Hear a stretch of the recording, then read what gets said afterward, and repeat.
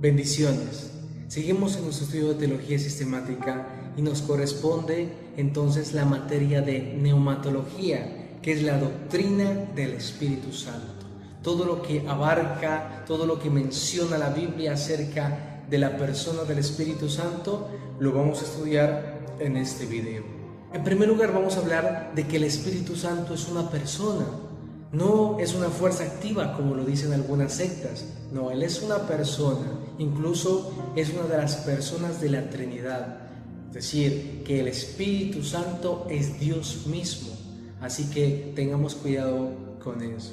El Espíritu Santo es una persona porque Él enseña, porque Él guía, porque Él se entristece. Por eso dice el apóstol Pablo, no contristéis al Espíritu Santo. Dice la Biblia que Él guía. Por eso cuando el apóstol Pablo iba a hacer su misión evangelística, dice la Biblia en el libro de los Hechos que el Espíritu Santo guió, el Espíritu Santo dijo, Él habló. Mire, otra característica de una persona, que Él habla, que Él guía. ¿Quién fue que guió a Felipe hacia el etíope? Fue el Espíritu Santo. Así que el Espíritu Santo es una persona porque Él nos habla, Él nos concientiza, Él nos instruye, Él nos corrige. Así que el Espíritu Santo es una persona. Pero ¿qué también hace el Espíritu Santo? El Espíritu Santo es nuestro mejor amigo. Por eso Jesucristo dijo que Él se iba a ir, pero iba a dejar al otro Consolador. Ayos Cristo, Ayos Paracletos traduce, Ayos Paracletos. Así que cuando dice el otro Consolador es Ayos Paracletos, que significa el otro. En deidad es el mismo, en deidad, en poder, pero es otro, es un Consolador. El Espíritu Santo está con nosotros desde nuestra conversión a Cristo. Él es el que nos convence. Por eso Él también convence al hombre de pecado, justicia y juicio. Cuando tú reconociste a Cristo como tu Señor, fue el Espíritu Santo a través de un predicador, a través de alguien, a través de la radio, de la televisión, a través de la internet o a través de un pastor, de un ministro, que fue tu conversión. Fue el Espíritu Santo que te convenció.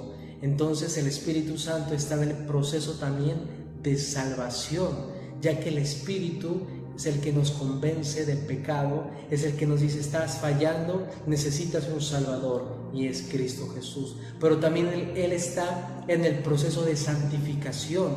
El Espíritu Santo es el que nos santifica. ¿Qué quiere decir santidad y santificación? Es muy diferente. Santidad o ser santos es una persona. Todos los cristianos somos santos. ¿Por qué? Porque hemos sido santificados por la sangre de Cristo, por el sacrificio de nuestro Señor. Pero el proceso de santificación es diferente, ya que es un proceso, como lo estoy diciendo, es un proceso que lleva años. Inclusive se acaba o finaliza cuando partamos de esta tierra. Así que estamos en un proceso de santificación, donde el Espíritu nos purifica continuamente si nos exponemos a la palabra de Dios, a la oración, al ayuno, a la búsqueda de Dios en todos sus términos. Así que es muy importante resaltar eso. Bueno, vamos a hablar acerca de los dones. Hay dones espirituales que nos habla la Biblia, y entonces vamos a ver qué es don. Don es un regalo que Dios nos dio. Es un regalo, no es por méritos, sino que es un regalo de parte de Dios. Es como la salvación, que es un regalo. Asimismo son los dones, y hay diferentes tipos de dones. Clasificación de los dones. Hay diferentes tipos de dones y hay varias características de los dones. En primer lugar están los dones de expresión, que son las lenguas, la interpretación de lenguas y la profecía. Entonces, ¿qué es el don de lenguas? El don de lenguas es cuando una persona, bajo el poder del Espíritu Santo, comienza a hablar lenguas angelicales, o en su defecto también lenguas en otro idioma. ¿Sí? Hay dos tipos de lenguas. Están las lenguas angelicales y las lenguas naturales. ¿Cómo así? cuando los apóstoles comenzaron en Hechos capítulo 2 y fueron llenos, bautizados del Espíritu Santo, ellos comenzaron a hablar lenguas, pero eran unas lenguas naturales, eran lenguas en otros idiomas. Por eso los que los oían, las maravillas de Dios, ellos decían, ¿cómo ellos, siendo del vulgo, siendo personas iletradas, pueden mencionar, pueden hablar en nuestro idioma? Entonces, así hay muchos casos. Si tú miras, yo te recomiendo leer la historia de los avivamientos, específicamente el avivamiento de la calle Azusa.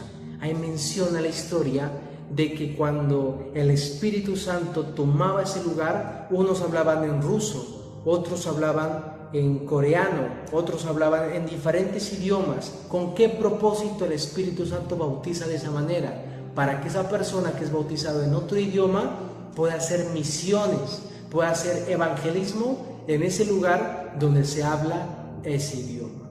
Pero hay otra lengua, las lenguas angelicales. Las lenguas angelicales son las que en este momento las podemos escuchar más frecuentemente en las iglesias. Es una manera de comunicarnos con Dios. Es una manera de que el Espíritu de Dios nos guía, toca nuestro espíritu y nuestro espíritu comienza a hablar un lenguaje no en el español, no en un idioma natural, sino un idioma espiritual, un idioma angelical. Así que es importante también tener estos dones. ¿Por qué? Porque cuando tú hablas en lenguas, te estás comunicando con Dios de manera especial. Como segunda instancia, quiero hablar acerca de estos dones de expresión e interpretación de lenguas. ¿Qué es la interpretación de lenguas?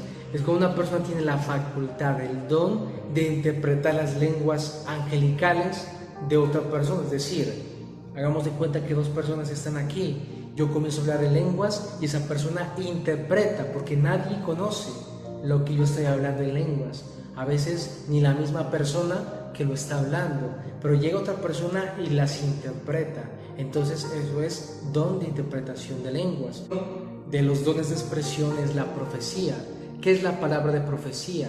La palabra de profecía es hablar lo que está en la mente y en el corazón de Dios para un grupo de personas o para una persona específica. Así que podemos ver, por ejemplo, cuando una persona, podemos ver a Elías profetizando, diciendo va a pasar esto. Entonces es tiempo futuro, la palabra de profecía es tiempo futuro. Entonces, ¿cómo lo podemos ver también en la Biblia, en los evangelios? Los podemos ver también en el libro de los Hechos. Podemos ver en el transcurso de toda la Biblia que Dios ha manifestado este don de profecía, donde Dios quiere que su pueblo hable, pero también escuche la palabra de profecía. Inclusive el apóstol Pablo coloca este don como uno de los más grandes dones, porque él dice, es mejor hablar palabra de profecía que hablar en lenguas. ¿Por qué? Porque la palabra de profecía edifica la iglesia. Y cuando alguien habla en lenguas, se edifica a sí mismo. Otros tipos de dones, los dones de revelación. El primero de ellos es don de palabra de sabiduría. ¿Qué es el don de palabra de sabiduría? Es cuando el Señor nos guía cómo hacer las cosas, ¿sí? Por ejemplo, este don, ¿quién lo tenía?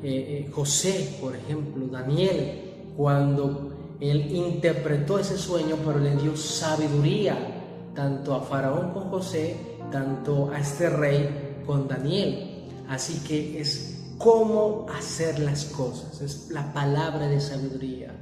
El segundo es palabra de ciencia. ¿Qué es la palabra de ciencia? La palabra de ciencia o palabra de conocimiento es cuando el Señor le muestra a alguien qué le está pasando a esa otra persona o a esas personas, de manera plural, podemos decir, pero también de manera de individuo. ¿Qué le está pasando a esa persona? ¿O qué le pasó? ¿Qué está sintiendo? Muchas veces este don se manifiesta en el corazón también, cuando alguien dice, siento tristeza, y es porque la otra persona siente tristeza.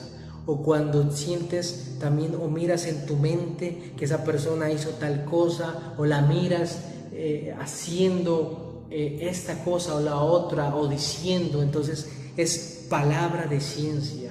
¿Y qué tenemos que hacer cuando tengamos esa impresión? Cuando Dios nos hable de esa palabra de ciencia, hablarlo. Si tú tienes ese don, hablarlo y comenzar a activar ese don. Entonces, el otro es discernimiento de espíritus. Discernimiento de espíritus, ¿qué es? En pocas palabras, cuando una persona tiene la facultad del don de mirar espíritus, tanto seres angelicales como demonios, ¿sí? Es también cuando una persona discierne si un predicador, si una persona general está conectado con Dios, está hablando de parte de Dios, o si tal vez está hablando en base a su arrogancia, en base a que quiere ser visto, o en base a espíritus de las tinieblas. Tiene ese discernimiento de espíritus. ¿Cuál es también la tercera categoría de dones? Dones de poder.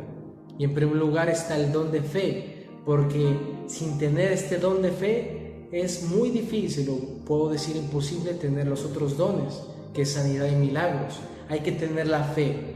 ¿Para qué? Para creer que Dios nos puede usar en milagros, en sanidades y en todas las áreas para la predicación de la palabra. Así que el don de fe, también está el don de sanidad. ¿Qué es el don de sanidad? Cuando tú oras por una persona y esa persona de manera progresiva comienza a mejorar, entonces tienes el don de sanidad. Porque el don de milagros es diferente. Es cuando una persona está enferma de una enfermedad muy grave e inmediatamente sano, ¿sí? Por ejemplo, hay personas que de inmediatamente han sido sanos en su vista, en sus oídos. Entonces, esa es la diferencia entre el don de sanidad y el don de milagros, que el don de sanidad es progresivo, ¿sí? Y el don de milagros es inmediato, ¿sí? Muchas veces hay personas que se les crece el pelo, ¿sí? Yo te invito que veas no solamente estos dones, sino de otros dones. Por ejemplo, la biografía de Gigi Ávila, la biografía de Smith Wigglesworth, la biografía de Tele Osborne, ¿sí? Hombres de Dios que Dios los utilizaba haciendo milagros extraordinarios. Entonces te animo a que sigas estudiando. También te recomiendo mucho los generales de Dios y biografías de grandes cristianos. Ahí puedes observar cómo Dios utilizó en los tiempos de antaño a hombres y a mujeres de manera especial y poderosa. Así que te invito que leas estos libros.